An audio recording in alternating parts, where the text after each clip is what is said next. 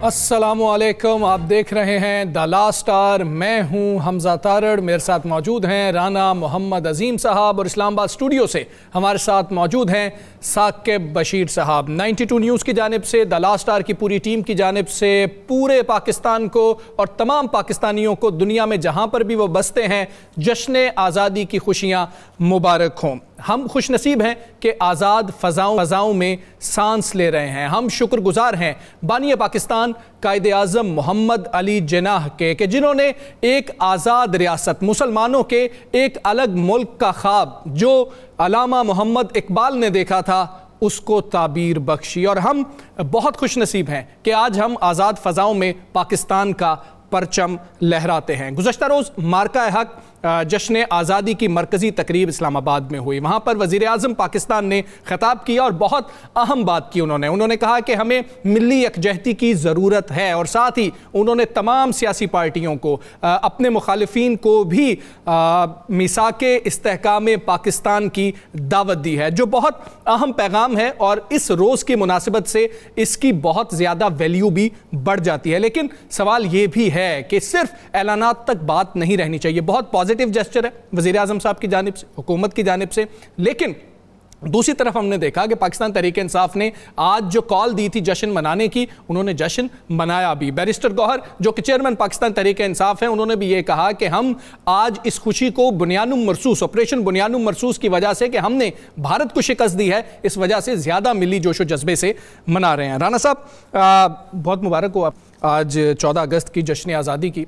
एक तो माहौल उमूमी तौर पर आपने कैसा देखा, और वज़ीर आज़म साहब ने जो गुज़श्ता रात ख़िताब करते हुए ये कहा कि मिसाके इस्तेहकाम पाकिस्तान की ज़रूरत है और तमाम पार्टीज़ को, ख़ास तौर पे जो मुखालिफिन हैं, मुखालिफ पार्टीज़ हैं, उनको ये दावत दी है। आप ये कैसा पैगाम देखते हैं इस दिन की मुनासिबत से? बिस्मिल्लाहिर्रहमानिर्रहीम, अस्सलातु वस्सलामु अलैका या सय्यदी या रसूलल्लाह, अस्सलातु वस्सलामु अलैका या सय्यदी या हबीबल्लाह, ताजदार ख़त्मे नबूवत जिंदाबाद जिंदाबाद। देखें, पैगाम बहुत अच्छा है और अगर इस पे अमल हो जाए और अगर इस पैगाम के बाद तमाम सियासी जमातों को एक दावत देकर और तमाम सियासी जमातों को एक जैसा ही रख कर अगर ये बुला लें तो पाकिस्तान के कई मसाइल हल हो सकते हैं। दुरुस्त। पाकिस्तान के अंदर दहशतगर्दी के हाथमे से लेकर मुआशी दहशतगर्दी, सियासी दहशतगर्दी जी, ये भी सारे हल हो सकते हैं। लेकिन इसके लिए शर्त यह है कि बात को तकरीर तक ना रखा जाए, बल्कि जो बात की गई है इस पर अमली तौर पर काम किया जाए। दुरुस्त। फिर तो बहुत अच्छा है, फिर तो मैं कहूँगा कि बिल्कुल कमाल की चीज़ है। ये पूरी कौम के लिए तोहफा है वैसे जश्न आज़ादी का, अगर इस पे अमल हो जाता है। और आज देखें, जश्न आज़ादी का दिन एक ऐसा दिन होता है जो हमारे लिए एक ईद सा समा होता है। हम आज़ाद हुए और मैं तो इसलिए भी बड़ा खुश इस पर ज़्यादा सेलिब्रेट करता हूँ कि हम लोग, मेरे बड़े सारे पठानकोट से माइग्रेट करके आए। अच्छा। और मेरे वालदैन मुझे बताते थे जब वो ज़िंदा थे, अल्लाह ने जन्नत में आराम का अता फरमाया, कि कितनी मुश्किल में किस तरीके से वो सफ़र करके आए थे और कितने उनके, हमारे ख़ानदान के अफराद जो थे रास्ते में कट गए थे। तो ये सारी चीज़ें हमें इसलिए भी कि हमारे वालदैन से हमें ये सारा कुछ एक मिला है। और हम पठानकोट से जब पाकिस्तान आए और हिजरत की तो ये सारी चीज़ें मिली हैं। देखें, आज के दिन अहद करना चाहिए था, बड़ा अच्छा अहद है, लेकिन इस अहद के साथ ये भी अहद करना चाहिए था कि हमने इस अहद को अमली जामा पहनाना है, ठीक है ना। और ये जो होती है ना आज़ादी के दिन, ये तजदीद अहद के दिन होते हैं। दुरुस्त। और इन आज़ादी के दिनों में तजदीद अहद लाजम होता है, कोई और चीज़ लाजम नहीं होती। अहद करना चाहिए था और आज अहद ये होता, बहुत खूबसूरत होता कि आज जो भी कोई मरकज़ी तकरीब होती उसमें तमाम सियासी जमातों के कायदीन को बुलाया जाता और उसमें बुलाकर उन जमातों के कायदीन को बैठाया जाता।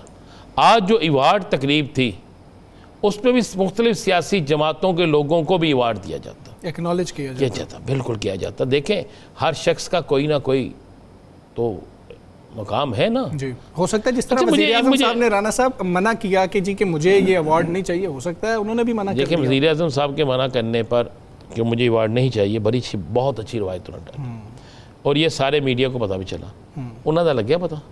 ये होता तो ज़रूर पता, लेकिन मुझे पता, देखें, मुझे नहीं पता साकिब बशीर साहब के शहर में ये सारा कुछ हुआ, शायद उन्हें पता हो। लेकिन मुझे एक बात तो बताएं, अफवाज पाकिस्तान के जवानों को मिले, बिल्कुल हम समझते हैं कि वो लोग अपनी तन मन धन की बाजी लगाते हैं। मुझे जब से जर्नलिज्म मैं कर रहा हूँ ना, इतनी बड़े थोक में वज़रा को पहली दफ़ा मैंने मिलते देखे हैं बाट। अच्छा, फिर उसके बाद वज़रा और इत्तेहादियों को, मौलाना फजलुर रहमान साहब का कोई रोल नहीं है इस पाकिस्तान में। नहीं, वो मैं साहब बुनियानु मरसूस, ऑपरेशन बुनियानु मरसूस को स्पेसिफिक मेरा ख्याल है रखा तो क्या उसमें मौलाना फजलुर रहमान इंडिया के साथ थे? बताएं, मुझे बताएं, क्या ऐमन वली खान इंडिया के साथ थे? मुझे बता देना आप उसमें रखे, क्या वहां पे बैरिस्टर गौहर इंडिया के साथ थे? भाई सारी कौम थी ना, सारी कौम मुत्तहिद थी। आपने सब ये समझा कि मैं उन्हें मुबारकबाद देता हूं जिन्हें मिला, लेकिन इस अवार्ड की बड़ी अहमियत है। मैंने आपको क्या, अफवाज पाकिस्तान को मिलना चाहिए। उनके लोग जान की बाजी 24 घंटे लगा के खड़े होते हैं, लेकिन सियासतदान ने अगर कोई रोल अदा किया है तो भाई वो सियासतदान है। अगर हुक्मरान ने किया है तो उसकी ड्यूटी है। आपको वजारत मिलती है मजहबी अमूर, आपको कोई वजारत मिलती है तो आपका मकसद क्या है कि वजारत में बेहतरीन कारकर्दगी दिखाएं। ये मिलना तो चाहिए था भाई। बात ये कि मैंने तो जब वो अवार्ड की तकरीब देखी, मैं पूछा किसी ने कोई रह तो नहीं गया? आपने खुद बताया एक बंदा रह गया। नहीं, बाद में मुझे उसने क्या रह गया एक। मैं कहा उन्होंने क्या फला रह गया। तो मैंने कहा अच्छा यार, मैं वैसे देखता रहा। मैंने तो कहा कि साकब साहब का भी नाम होना चाहिए, इस्लामाबाद में बैठे हैं।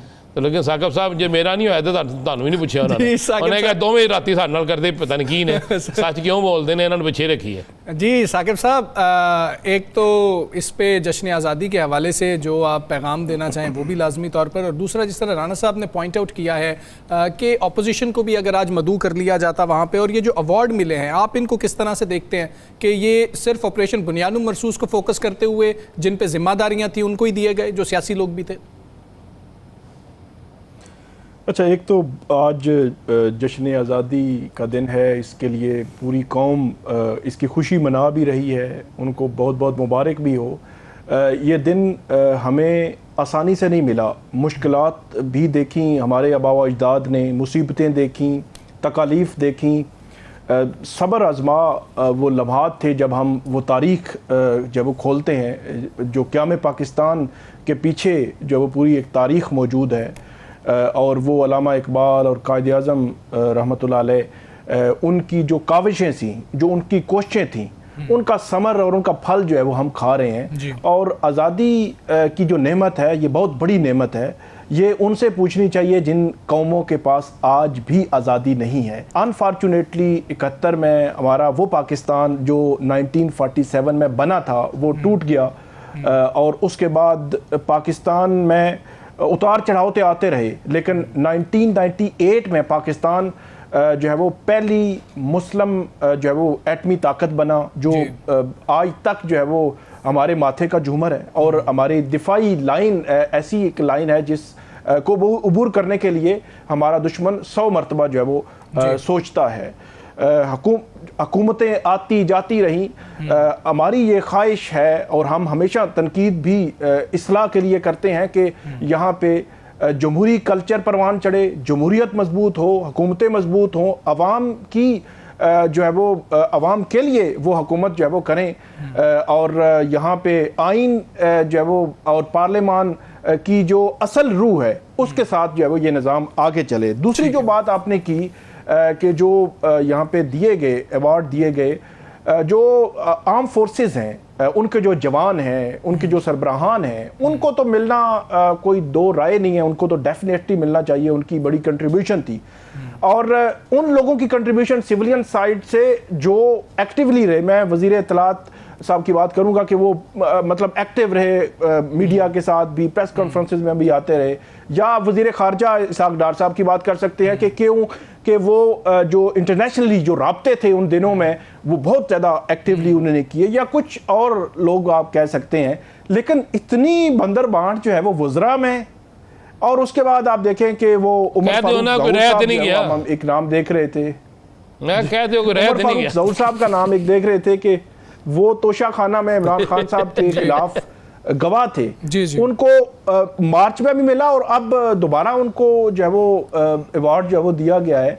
तो इस किस्म के लोग जब आप उसमें शामिल कर देते हैं तो बुनियादी तौर पर अवार्ड तो आप दे रहे हैं, लेकिन उनकी जो कदर व मंजिलत है या कदर है, उसकी वकार है, जो उसका एक इज्जत है, उस जो किसी को भी नेशनल लेवल का जो अवार्ड मिलता है वो बहुत कम हो जाती है जब ऐसे लोग आप शामिल कर लेते हैं। एक और मिसाल के आज तो नहीं, पिछली जो मार्च में दिए गए थे तो उस वक़्त जो आसिफ अली जरदारी साहब हैं उनके को अक्यूज मतलब शरीक मुल्ज़मान में वो जो फेक अकाउंट्स के केसेस थे अनवर मजीद साहब, तो उनको जो है वो आसिफ अली जरदारी साहब दे रहे थे। तो इस किस्म की शख्सियात को आप जब शामिल करते हैं अवार्ड लिस्ट में तो उसकी बेतौकीरी होती है बुनियादी तौर पर। तो हुकूमत को सोचना चाहिए कि इस किस्म का आप ये करके तो इसकी क्या जाहिर करना चाहते हैं। बिल्कुल ठीक है। अच्छा राना साहब, तहरीक इंसाफ की जानिब से जश्न की कॉल दी गई थी, हम इसको एहतजाज की कॉल कह भी नहीं सकते क्योंकि जब तहरीक इंसाफ ने क्लियर कर दिया कि हम जश्न मना रहे हैं, आपने कैसा देखा कि जो रिस्पॉन्स आया उस कॉल के ऊपर वो कैसा था? ये किस तरह से 5 अगस्त से मुख्तलिफ था और आप क्या देखते हैं कि एक मोमेंटम मिला, एक सुख का सांस लेने का मौका मिला पाकिस्तान तहरीक इंसाफ को? देखें, एक बात मुझे नहीं पता कोई क्या कहे क्या ना कहे, मेरे पास फुटेजेस भी हैं, मेरे पास क्या, आप सबके पास हैं। 5 और आज के में बहुत फ़र्क था। अच्छा। पिंडी कल जागा निकला, कराची, सांगर, आज हैदराबाद, लाहौर, मतलब हर जगह पे पहले से बहुत बेहतर हुआ। बहुत अच्छे लोग निकले, बहुत बड़ी तादाद में। मैंने 8 फरवरी को खामोश वोटर देखा और मैंने 13 और 14 तारीख को, 13 की रात और 14 की तारीख को मैंने पीटीआई के कारकुन को निकलते देखा। ठीक है। अच्छा, कोई हल्ला गुल्ला नहीं हुआ, उन्होंने किसी को पत्थर नहीं मारा, उन्होंने किसी जगह टायर नहीं जलाया, पाकिस्तान के परचम मौजूद थे, पाकिस्तान के नारे लग रहे थे, इमरान खान की तस्वीरें थी, पीटीआई के परचम थे। कई जगहों पे पुलिस ने गिरफ्तारियां भी की, कई जगहों पे दफातर से निकलने नहीं दिया गया, ये सारा कुछ भी हुआ। लेकिन इसके बावजूद भी आज तहरीक इंसाफ के हवाले से अगर कोई कहे कि तहरीक इंसाफ नहीं निकल सकती तो फिर मैं समझता हूँ कि वो तहरीक इंसाफ के साथ ही ज़्यादती होगी। अच्छा। मैंने आज 4 और सियासी जमातों के जुलूस देखे। ठीक है। और लाहौर में मैंने वो गिनती की। अच्छा।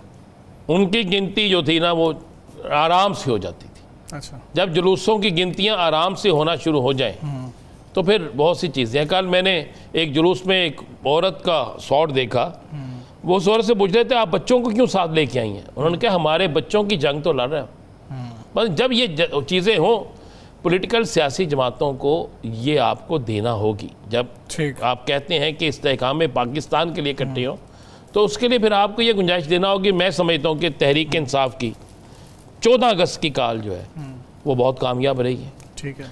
कालें, फिर वो कह रहे हैं इमरान खान उन कालों से रिहा नहीं होगा, लेकिन कालें जो हैं वो इस मकसद के लिए ज़रूर होती हैं, एक सियासी प्रेशर होता है और दूसरी सियासी कुव्वत का मुजाहरा, और साथ में ये याद दहानी कराई जाती है कि हम एक सियासी जमात हैं। जो लोग कहते थे ख़त्म हो गया, ठीक, कुछ नहीं रहा, तो वो चीज़ें तो कोई रिपोर्ट्स भी मंगवाई जाती रही हैं मेरे पास। बिल्कुल, मैं जो आज टीवी पे कह रहा हूँ ये आपको साबित हो जाएगा।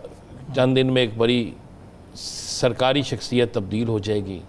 अच्छा। उस शख्सियत की बड़ी खींचातानी हुई और उसे कहा गया, उस शख्सियत के ही किसी बड़े करीबी शख्स ने मुझे बताया। अच्छा।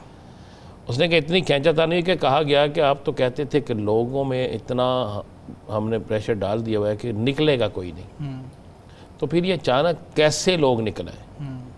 उन्होंने कहा सिंध के अंदर भी हो गया, पंजाब में भी हो गया, अच्छा KPK में तो होना ही होना था। फिर उन्होंने कहा नसीराबाद से जो रैली निकली बलोचिस्तान में, ये अच्छा ये खुशाइंद भी है, बलोचिस्तान के हवाले से मैं खास करता हूँ, इसलिए कि नसीराबाद से निकलने में रैली जहाँ तक गई और परचम सबसे ज़्यादा उसमें पाकिस्तान के थे, और वहाँ पे ये चीज़ें जो है वो दहशत गर्दों के लिए एक खौफनाक पैगाम है, ये पैगाम जाना चाहिए था। तो फिर उसकी बड़ी खिंचाई हुई और सुनने में आया है कि 2-4-6 दिन में अच्छा तब्दीली हो जाएगी। साकिब साहब, आप भी मुझे बताइएगा, पिंडी इस्लामाबाद में आपने क्या माहौल देखा? माहौल तो कुछ जगहों पे पीटीआई के जो लोग थे, कुछ नौजवान थे, वो हम देखे गए कि उनके झंडे भी वो लहरा रहे थे। गुज़श्ता रात को पीटीआई जो पुलिस ने रेड भी किए, झंडे भी उठाए गए। जो इमरान खान साहब की तस्वीरें कहीं बेची जा रही थी उनको उठाया गया। एक मिला जुला माहौल वैसे मैं इसको समझता हूँ, क्योंकि 13 और 14 अगस्त को वैसे भी नौजवान हों या तमाम लोग जो है वो निकलते हैं। तो पीटीआई ने एक इवेंट को मुख्तलिफ अंदाज में मनाने के लिए ऐलान किया था और उन्होंने मना लिया।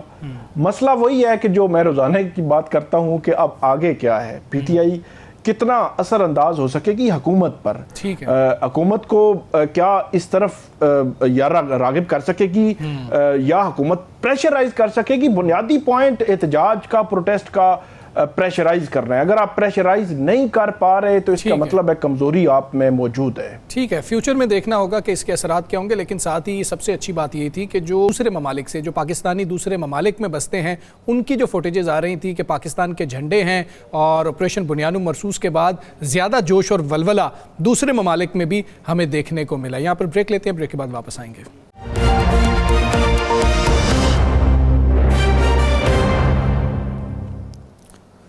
वेलकम बैक जी। पाकिस्तान तहरीक इंसाफ ने कॉल दे रखी थी कि 14 अगस्त के रोज़ पाकिस्तान के झंडे भी थामे जाएंगे और बानी पीटीआई की तस्वीर भी उठाई जाएंगी और फिर बाहर निकलेंगे और जश्न मनाया जाएगा। 14 अगस्त का ये जश्न मनाया जाएगा। किस तरह से ये जो कॉल थी कामयाब रही, नाकाम रही, पाकिस्तान तहरीक इंसाफ इसको किस तरह से देखती है, इस पर हम बात करेंगे। हमारे साथ मौजूद है पाकिस्तान तहरीक इंसाफ के सीनियर रहनुमा सेनेटर डॉक्टर हुमायूं मोहम्मद साहब। डॉक्टर साहब अस्सलाम वालेकुम, बहुत शुक्रिया आपका। सर, सबसे पहले तो वैसे तो चेयरमैन पीटीआई बैरिस्टर गौहर साहब का पॉलिसी बयान इस हवाले से आ चुका है, लेकिन हम चाहते हैं कि क्योंकि पीटीआई के आप नुमाइंदे हैं तो जश्न आज़ादी के हवाले से कौम को आप पाकिस्तान तहरीक इंसाफ की जानिब से क्या पैगाम देना चाहेंगे?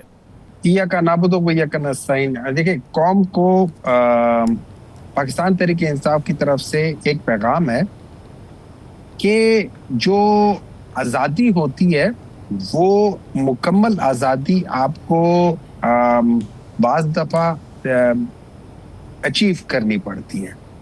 अब उसमें आप लोगों को विद इन नॉर्म्स रह के ये सब कुछ करना होगा।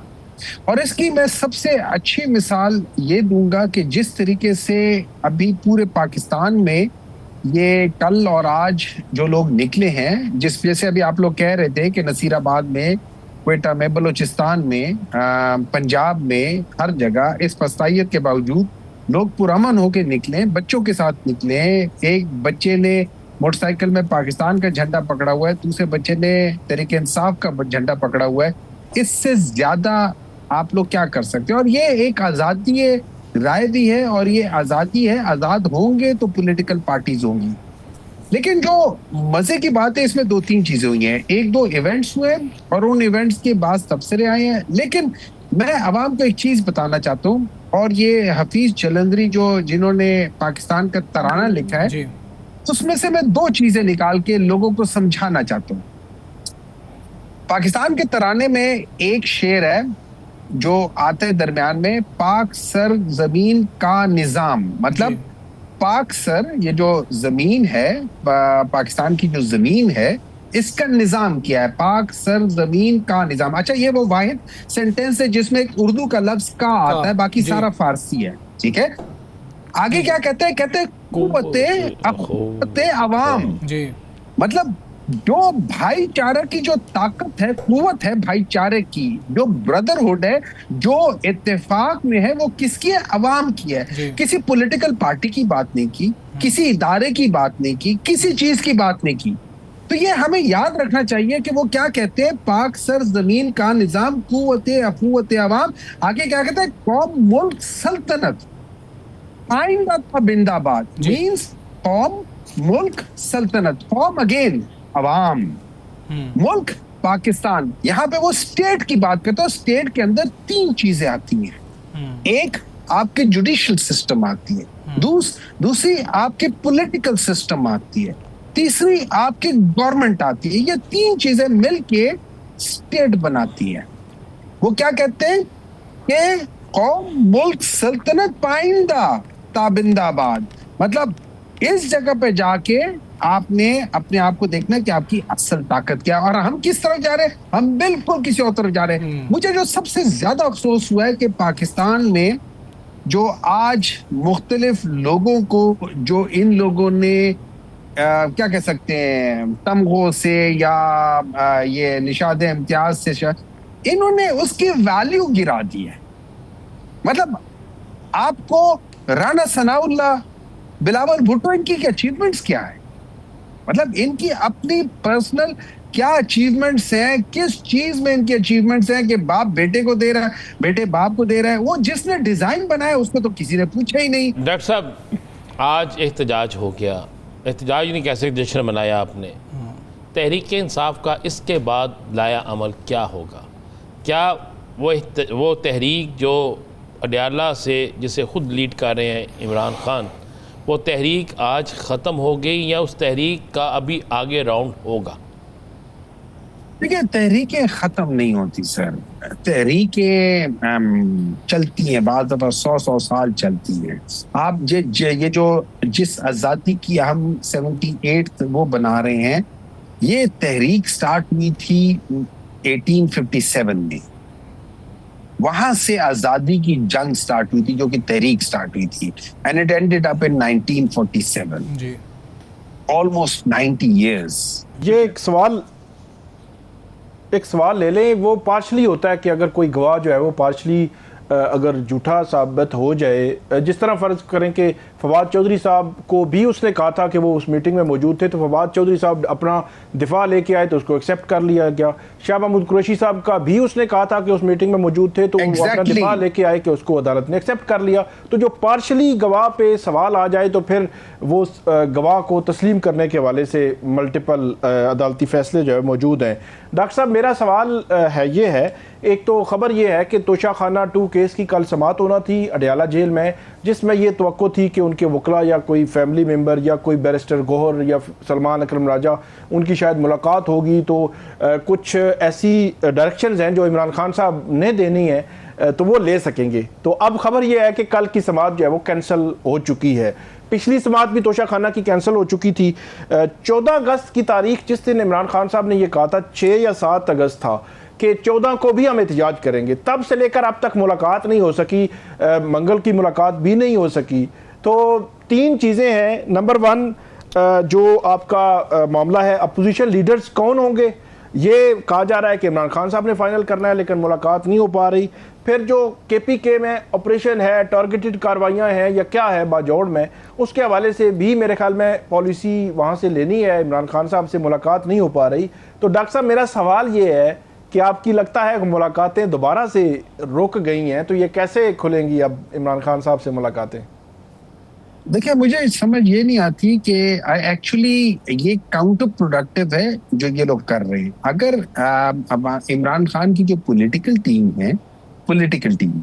अगर वो इमरान खान से मिले और उनके साथ प्रोज एंड कॉन्स ऑफ किसी भी इवेंट का या किसी भी डिसीजन का करें, तो I am sure Imran Khan would take the right paths over there. For example, 2014 के बाद जब ऑल पार्टीज कॉन्फ्रेंस हुई थी, उसमें सब बशमूल इमरान खान हर एक ने बैक किया था एक जो ऑपरेशन था उसको। अब अगर ये ऑपरेशन नागुज़ीर है, तो फिर इमरान खान की को ब्रीफ देना और उनको बताना कि क्या ग्राउंड, क्योंकि उनको तो नहीं मालूम ना, वो तो 1-1.5 महीने से लोग उनसे मिल नहीं रहे, और जो मिलते हैं वो 5-6 मिनट के लिए, सो आप डिटेल डिस्कशन नहीं होती। तो मेरे ख्याल में ये चीज होनी चाहिए, क्योंकि इससे फायदा होगा मुल्क को, नुकसान नहीं होगा। सो आई डू नॉट अंडरस्टैंड कि गवर्नमेंट के दिमाग में ऐसी क्या बात है, या इतना खौफ किस लिए बैठा हुआ है उस शख्स से कि ये उनको मिलने नहीं देते। तो यहाँ पे ये लोग गलती कर रहे हैं, बहुत बड़ी गलती कर रहे हैं। ठीक है, ये याद रखें कि ये पब्लिक पॉलिसी के लिहाज से उन्होंने पब्लिक पॉलिसी जो थी, उन्होंने मेरे ख्याल में एक सर्वे किया है जिसमें लाहौर में ये कहा गया है कि 51% लोग जो हैं वो आज भी इमरान खान को वोट देते हैं, और बाकी पॉलिटिकल पार्टीज जिसमें जो सबसे बड़ी है PMLN है, वो सिर्फ 16% है। 5% तहरीक लब्बैक है, और उसके बाद 3% वो है। तो ये सारे मिला के भी 20% या 21% means less than half of it बनते हैं। तो अगर इस चीज को करके, क्या इस वजह से ये लोग डरे हुए हैं या क्या ये सारी चीजें हैं, तो आई डोंट नो। लेकिन मेरा ये ख्याल है कि इनको चाहिए कि इमरान खान से मुलाकात करवाएं। That is the best thing for the country. क्यों? वो अगेन मैं रेफरेंस दे रहा हूँ, कुव्वते अवाम, आप अवाम की पजीराई आपको चाहिए। ठीक, बगैर अवाम के बैकिंग के अच्छा डॉक्टर साहब आज एक ऑफर आई है शहबाज शरीफ साहब की तरफ से कि तमाम सियासी जमातें आए मिलकर इस्तेहकाम पाकिस्तान के लिए इकट्ठी हो जाएं, तो इसको आप कैसे देख रहे हैं? देखिए, कहने में और करने में जमीन आसमान का फर्क है। अगर फर्ज करे मैं अल्लाह ना करे कि मैं कभी उनकी जगह हूं, लेकिन अगर मैं डिसीजन लेता शहबाज शरीफ साहब की जगह, मेरा तरीकाकार कुछ और होता। मैं इमरान खान को पैगाम भिजवाता विद दिस थिंग कि नंबर 1, ये लोग जाएं, पॉलिटिकल पार्टी वाले जाएं, उनसे मिले, और ये मेरा पैगाम है। आप लोग जाओ, मिलो, मेरा पैगाम है। आप बहुत सारी चीजें एज अ गवर्नमेंट आपको CBMs करने चाहिए, कॉन्फिडेंस बिल्डिंग मेजर्स करनी चाहिए। आपको पाकिस्तान, ये जो गवर्नमेंट है, इनको इस वक्त असल एंडोर्समेंट जो चाहिए वो अवाम से चाहिए, और अवाम इमरान खान के साथ है।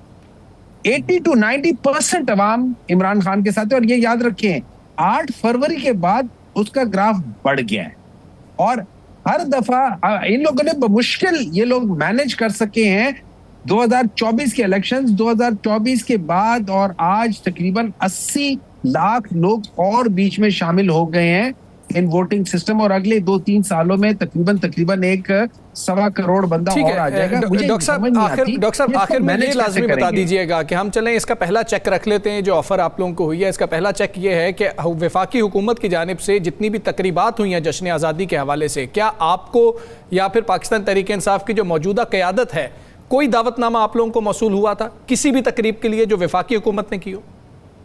देखिए, मैं ये कह सकता हूँ मुझे नहीं हुआ था, मतलब मैं आई एम अ सेनेटर, मुझे नहीं हुआ था। बाकी लोगों को किसको क्या हुआ है, क्या लीडर ऑफ अपोजिशन को तो बिल्कुल ही उनको तो ऑलरेडी निकाल दिया, पीछे रह गए पार्लियामेंट्री लीडर्स। उनमें से सिर्फ हमारे अली जफर साहब बचे हैं, वो नेशनल असेंबली वालों को तो हटा दिया है। अब मुझे नहीं पता कि CMs को दिया है कि नहीं दिया, वो सारी चीजें करके देखे, बट दैट्स नॉट इम्पोर्टेंट नजर। देखिए, इन लोगों ने क्या किया है, इन लोगों ने, अब मुझे ये समझ नहीं आती कि जिस जगह पे PTI के झंडे आप लोग लेना चाहते हैं, आप लोग उनको अलाउ नहीं करें, उधर भी छापे मारे सिर्फ झंडों के ऊपर। बिल्कुल ठीक है। आपके इल्म में नहीं है कि किसी को जो है यहाँ पर दावतनामा दिया गया हो पाकिस्तान तहरीक इंसाफ को हुकूमत की जानिब से। बहुत शुक्रिया आपका डॉक्टर साहब, आपने हमें प्रोग्राम में वक्त दिया। कुछ दीगर मामलात पे बात करेंगे, या वक्त हुआ ब्रेक, हमारे साथ रहिए।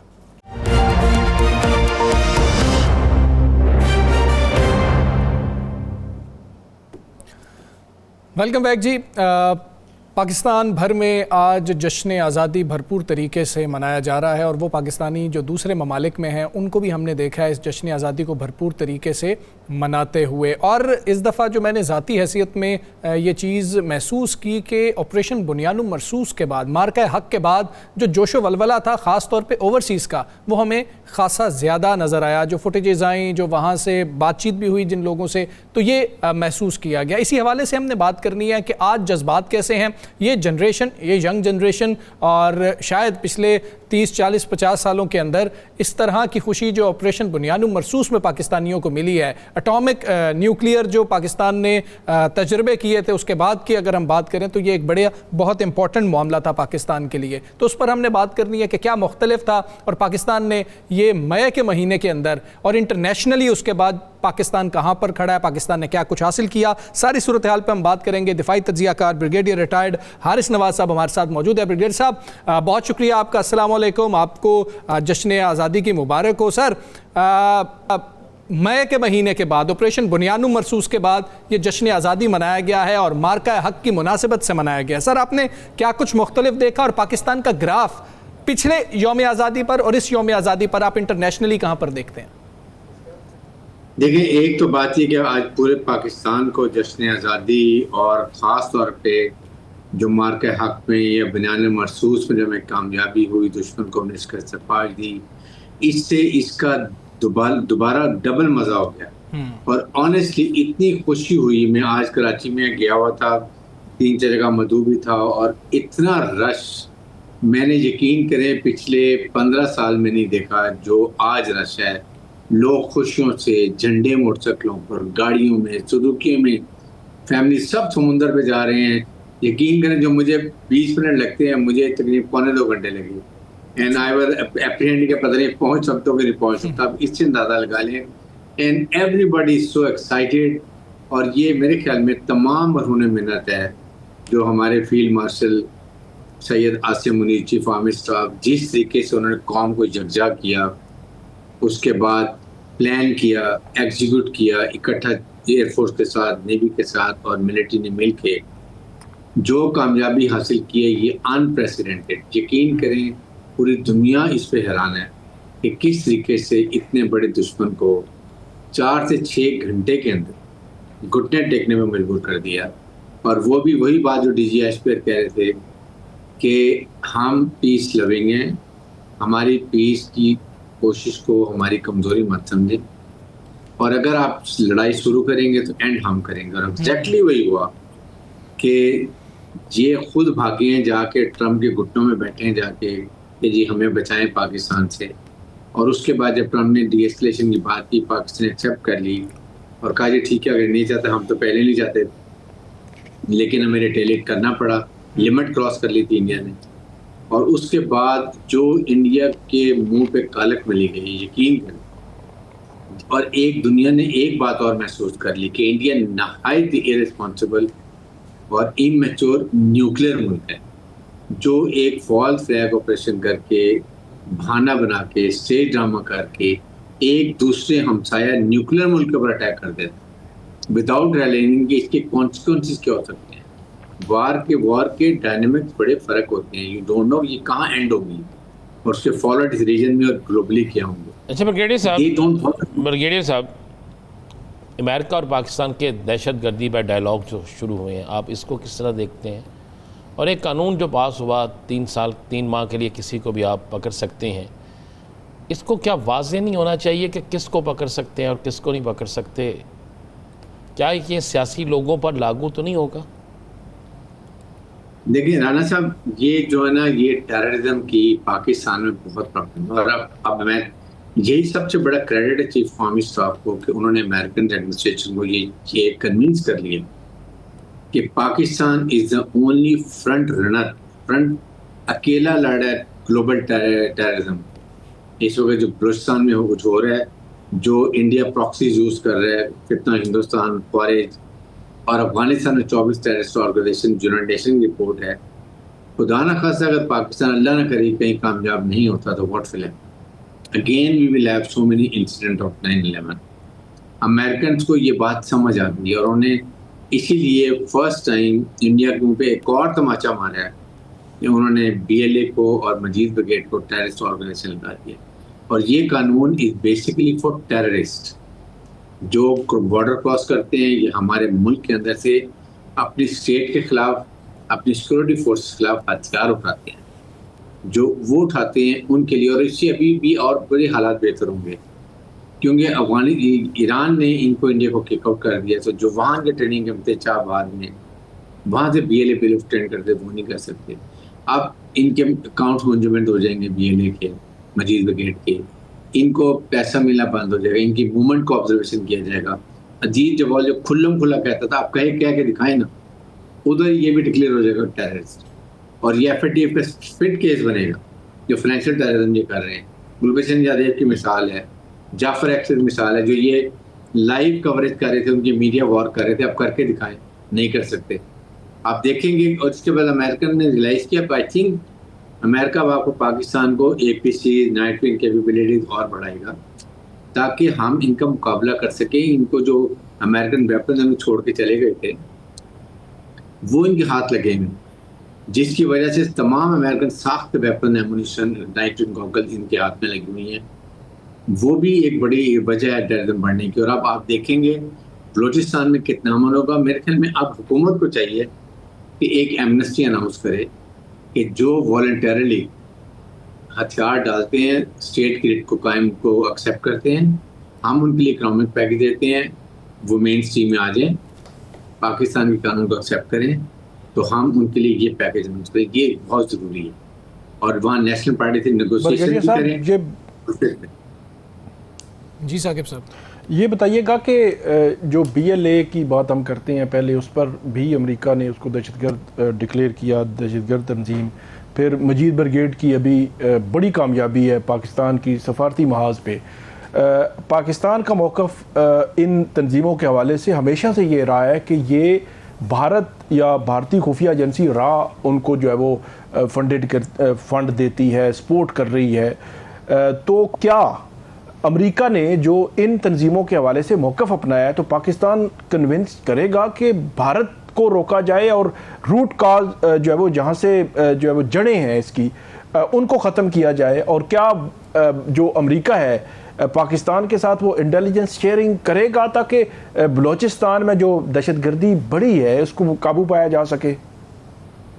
देखिए, बिल्कुल अभी फ़र्क ये है कि जो अमेरिका पहले पाकिस्तान को इंडिया के प्रिज्म से देखता था, अब वो बात ख़त्म हो गई। पाकिस्तान इस वॉर के बाद has emerged as a regional stabilizer, regional player, most important nuclear country. India को अमेरिकन ने और सब लोगों ने ये समझ लिया कि ये आर यूजलेस हैं, इनकी फ़ौज भी नाकारा, अनट्रेंड, अनप्रोफेशनल, हुकूमत भी एरोगेंट, ये किसी की बात सुनते नहीं है और झूठ नंबर 1 बोलते हैं। अभी आपके सामने जो उनके एयर चीफ ने बात की 6 जहाज की, दुनिया हंस रही है, ये अपनी जगह से खुद कराते हैं, अपना मुंह काला खुद कराते हैं। इसलिए अब ट्रम्प ने बार बार का 34 दफा के मैंने चीज पर कराई, ये कह रहे नहीं कराई। You think Trump should be very happy on this? इसीलिए उसने कहा कि जी, अब फिर 4 दफा कहा कि जी इनके जहाज भी गिरे 5-6, जान कर उनको दलील किया, फिर भी नहीं माने। अब ये 5-6 पाकिस्तान के जहाज कह रहे हैं, सो उन्होंने इनको आइसोलेट कर दिया। ईरान ने इस पर किक आउट कर दिया इनको, बांग्लादेश ने कर दिया। पाकिस्तान, ईरान, बांग्लादेश, चाइना और छोटे तमाम ममालिक, where is India, gone the wind. मैं इसलिए बात कर रहा हूँ, नाउ ये भागता फिर रशिया की तरफ। अमेरिकन को नजर आ रहा है, वो कह रहे हैं कि एक हमारे से ये डीप पेट्रोल भी वहां से सस्ता लेता है, रॉ लेता है, उसको रिफाइन करता है, फिर ये महंगे दाम में लेता है, और वो ये रशिया को भी फायदा होता है, वो इससे वेपन लेता है और फिर यूक्रेन के खिलाफ इस्तेमाल होता है। He is very annoyed with him. उसने कहा कि ये इनका बड़ा बुरा हाल है इकोनॉमी का। यहाँ तक उसने कहा ऑयल एक्सप्लोरेशन हम करेंगे, पाकिस्तान में हमारी कमी आएंगी, और हो सकता है पाकिस्तान भी ऑयल इंडिया को एक्सपोर्ट करे। इससे ज़्यादा मुंह पे और तमाचा क्या हो सकता है? बिल्कुल ऐसा ही है, आप ठीक कह रहे हैं ब्रिगेडियर साहब। बहुत शुक्रिया आपका, आपने हमें प्रोग्राम में वक्त। और बिल्कुल जिस तरह के भारत की बात की जाए तो भारत को आलमी तौर पर जो तन्हाई का सामना है वो बहुत मुश्किल होता जा रहा है मोदी के लिए, अंदरूनी तौर पर भी और बैरूनी तौर पर भी। साकिब साहब, एक मिनट्स ऑफ मीटिंग्स जो हुए, जो कमेटियों की मीटिंग्स होती रही हैं, उनके मिनट्स पब्लिक कर दिए गए हैं चीफ जस्टिस साहब की जानिब से। तो गुज़श्ता 8 माह में जो कुछ बंद कमरों में होता रहा, क्लोज डोर्स में होता रहा, वो चीज़ें कुछ ज़्यादा क्लियर होकर सामने आई हैं। एक तो इनको पब्लिक करने की वजह क्या है, दूसरा आप क्या समझते हैं पब्लिक करने से क्या फ़ायदा हासिल होगा? एक तो सुप्रीम कोर्ट के अंदर जो जजेस के दरमियान एक इख्तलाफ राय आप कह सकते हैं कि राय का इख्तलाफ है, तो ये आज के जो मीटिंग मिनट्स या जो लेटर्स हैं वो पब्लिक होने से एक चीज़ तो ये वाज़े होती है कि वो इख्तलाफ राय आज भी मौजूद है। 10 या 8 माह पहले जो मामलात थे, जब 26वीं आईनी तरमीम आई थी, तो उस वक़्त जस्टिस मंसूर अली शाह और जस्टिस मुनीब अख्तर वो टॉप, मंसूर अली शाह साहब पहले नंबर पे, मुनीब अख्तर साहब दूसरे नंबर पे और याह्या अफरीदी साहब तीसरे नंबर पर थे। इनको चीफ जस्टिस बनाया गया था। जी। तो उसके बाद जो है वो 26वीं आईनी तरमीम जब आ चुकी थी 21 अक्टूबर 2024 को, तो 31 अक्टूबर को जो प्रैक्टिस एंड प्रोसीजर कमेटी की मीटिंग हुई थी, उसमें जस्टिस मंसूर और जस्टिस मुनीब ने ये फैसला किया था कि ये 26वीं आईनी तरमीम के जितने भी केसेस हैं इनके खिलाफ ये 4 नवंबर को फिक्स कर दिया जाए। जस्टिस याह्या अफरीदी साहब चीफ जस्टिस हैं, उन्होंने फिक्स नहीं किए थे, रजिस्ट्रार ने फिक्स नहीं किए थे। तो आज की जो मीटिंग मिनट्स हैं और खतूत हैं उनमें उस सारे मामले की वजाहत की गई है, क्योंकि उस वक्त जस्टिस मंसूर अली शाह और जस्टिस मुनीब ने बाकायदा बाद में खतूत भी लिखे जी। कि हमने जब फैसला किया था तो आपने क्यों नहीं लगाया। तो उन्होंने उसकी वजाहत जो थी इन खतूत में मौजूद है। और आज भी 26वीं आईनी तरमीम के खिलाफ जो दरखास्तें हैं वो सुप्रीम कोर्ट में मुकर्रर नहीं हुई और ये इम्कान है कि वो सितंबर में मुकर्रर होंगी। तो जब ये मुकर्रर होंगी, जब बात होगी, तो ये इम्कान था कि वहाँ पे ये सारे मामलात ज़ेर बहस आएंगे कि जब ये 26वीं आईनी तरमीम पर अभी अमल दरामद शुरू नहीं हुआ था, सुप्रीम कोर्ट में नए जजेस नहीं आए थे जो इस वक्त आ चुके हैं, तो उससे पहले ही जस्टिस मंसूर अली शाह और जस्टिस मुनीब अख्तर ने यह सजेस्ट किया था कि फुल कोर्ट जो उस वक्त 13 या 15 जजेस पर मुश्तमिल थी वही सुनकर इसका फैसला कर दे। अब वो जजेस की तादाद तकरीबन 25 हो गई है, तो अब सूरत हाल मुख्तलिफ हो गई है और तकरीबन 8-10 ऐसे जजेस सुप्रीम कोर्ट में आए हैं जो 26वीं आईनी तरमीम के बेनिफिशरी हैं। तो वो कन्फ्लिक्ट ऑफ इंटरेस्ट जो है वो ना होता। तो इस सारे तनाजुर की इन खतूत में और मीटिंग मिनट्स में वजाहत आई है। बिल्कुल ठीक है। राना साहब, क्या खबर है आपके पास कि कोई 3-4 अहम शख्सियात हैं, कोई मुलाकात हुई है? मुलाकात में वैसे बता दीजिएगा क्या तय पाया है? कोई बंदा बाहर नहीं जा सकेगा? कोई जी, मैं आपको बता दूं जाएंगे? कि कल चूँकि छुट्टी का चेलम का दिन है, इस वजह से वो काम थोड़ा सा डिले हो। परसों आपको नज़र आ जाएगा 2 दिन बाद सैटरडे से जो मीटिंग हुई है उसमें कुछ सियासी जमातों को के रहनुमा थे, उन्हें कहा गया कि अब हम एक ऑपरेशन करने लगे हैं। अच्छा। और उस ऑपरेशन के मामले में आप लोगों ने शोर नहीं डालना। अच्छा।